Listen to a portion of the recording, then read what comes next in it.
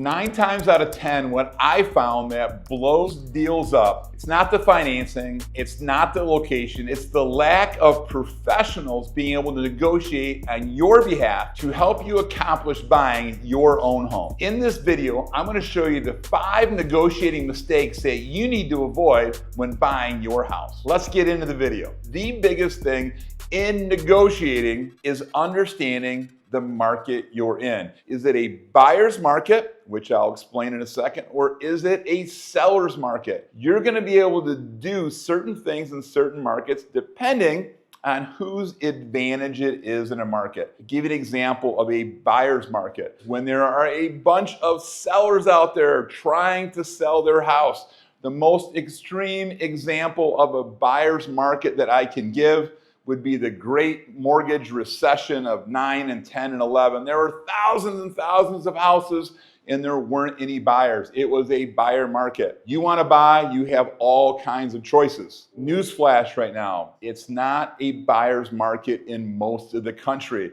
Most market, it is an advantage to the seller, not you as a buyer. Here's a great example of a seller's market. I just had this happen recently. A buyer gets under contract to buy a home for roughly $400,000. They do their home inspection. After they get under purchase contract to buy the house, there's a period of time that you can do a home inspection. Well, the home inspector comes back with a handful of items, maybe $3,000, $4,000, $5,000 of repairs or suggestions of things on the house. So the buyer submits back to that seller, we'd like you to pay $5,000 to do these repairs. Seller basically came back and said, we're not going to pay for them, and if you don't want to do it, we have 6 other people waiting to buy the house at that price. We actually have someone that's willing to pay more. In that example, I think it's great to get a home inspection. I think you should get a home inspection if you can do it. If you can't do it, and it's an extreme seller's market, I have clients that will actually come through viewing the house at an open house or during a showing time and bring their inspector so they can get an idea of what's going on in the house so that they're not worried about making an offer without an inspection.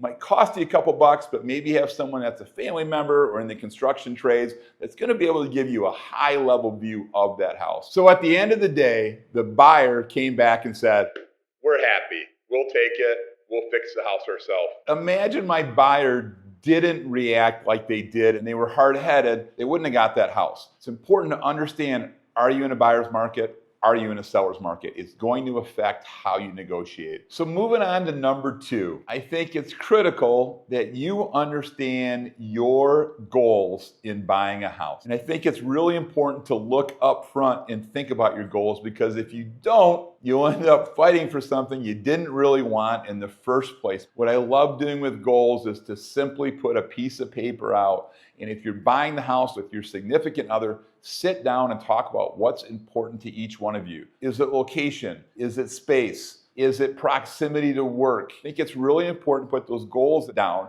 and have them written ahead of time, because if you get into a spot that you have to make a quick decision and you don't know if it checks your goals and where you ultimately want to be, go back to that sheet that you put together originally when you started this process. Does it meet our needs? Does it have the bedrooms? Is the price okay? Are we okay with this payment? So I see people all the time that go out and they're looking at homes and they make an offer and they meet with a finance guy and they say, oh my gosh, I had no idea the payment was going to be that much.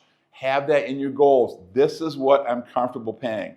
This is the maximum amount we can go. And ultimately, where are we comfortable in our personalized budget to make sure we meet our financial goals for a house and we still have money for groceries and utilities and travel and retirement and all the other stuff? Critical to get those goals on paper ahead of time. All right, we ran through the first 2. Let's talk about the third one that you really want to avoid, and it's lack of communication. In buying a house and in negotiation, real estate agents and loan officers are just like everyone else in the world. There are great doctors and there are bad doctors. There are great attorneys, there are bad attorneys. It's the same thing with real estate and mortgage professional. You have to work with someone that has great communication communication. Are they being proactive in communication, or are they being reactive? It is imperative to have someone that's proactive. They see around the corner, they see things that are potentially coming up before they come up. An example would be you're out at a house and it's an open house and there's 50 people out there and it's been in the market for one day. A proactive real estate agent would let you know, hey, here's the price. Here's my professional opinion. We can offer this, but I think we're gonna need to go up to here to get this house, because in my experience, I found that these houses are selling at this price point above and beyond. Are you prepared for that ahead of time? Just because someone listed a house at this price doesn't mean they did their research. They could be completely wrong. So a proactive agent would look and say, I think this house is underpriced. I think this house is really worth this, but they listed it here. So let's look at what it's worth, because we're going to be competing against multiple people, and let's look at a real number instead of just what they're asking for the house. Is your agent proactive? Are they calling you ahead of time? Do they have an inside track on what's coming up? Do they have a pulse for the market and where the market's going? And are they giving you good advice proactively, or are they just returning your call and your email and you reach out to them? Number 4, there are multiple negotiations going on. It's not just the purchase price. There are so many details in that. Example would be, we have someone listing a house that's for sale, you're interested in buying it, and the people selling the house need to close in their new house in 10 days.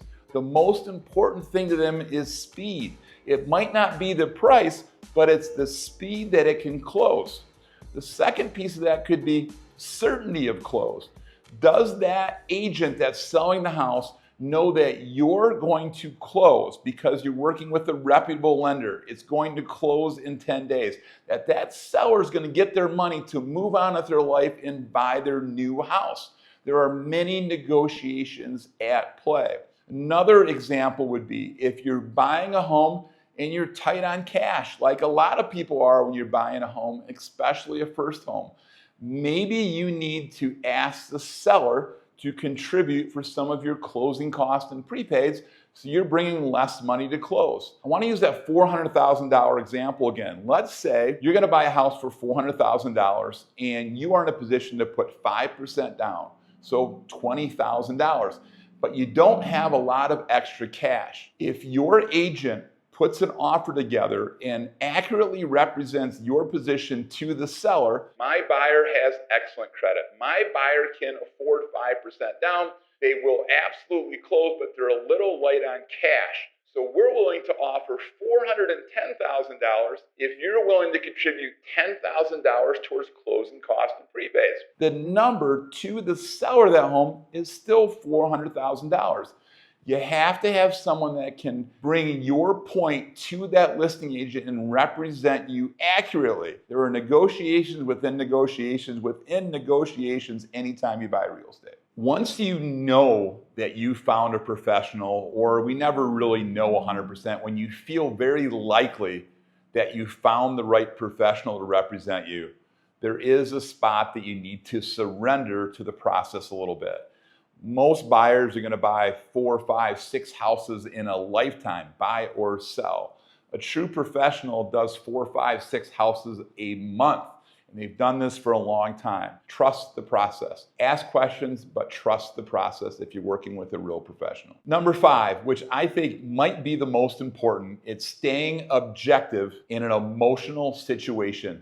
Buying a house is a very emotional situation. I can tell you personally, anytime that someone that works in our mortgage office, we have roughly 100 employees, and anytime someone's buying a house, I always ask them, how do you feel? And it's the same thing every single time. I'm stressed. I'm nervous. And I tell them all the same thing. You do this every single day for a living and you're stressed and you're emotional and you're worried. Think about what our clients feel like that don't do this every single day for an occupation. So wrapping this up, negotiations don't have to be super stressful. Having professionals that are representing you will help you lower that stress. Having clear, concise goals on what you ultimately want will help reduce that stress. Focused on the end result, on where you're going to be. An example would be when we talk about vacation, Do you think about the plane flight and going through TSA and being packed in a seat that's too small and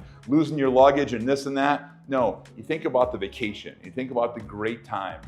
The flight is just part of the process to get to the vacation.